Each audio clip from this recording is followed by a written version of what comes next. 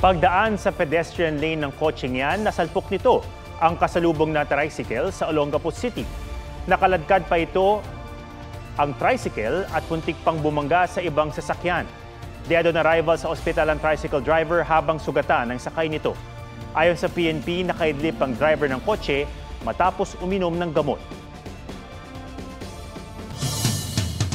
Nawala sa lane ang motorsiklong yan bago sumalpok sa kasalubong na truck sa Barugo, Leyte. Patay ang dalawang dalagitang sakay ng motor. Hawak na ng mga pulis ang truck driver. Mga kapuso, alamin ang State of the Nation. Mag-subscribe sa GMA Integrated News sa YouTube.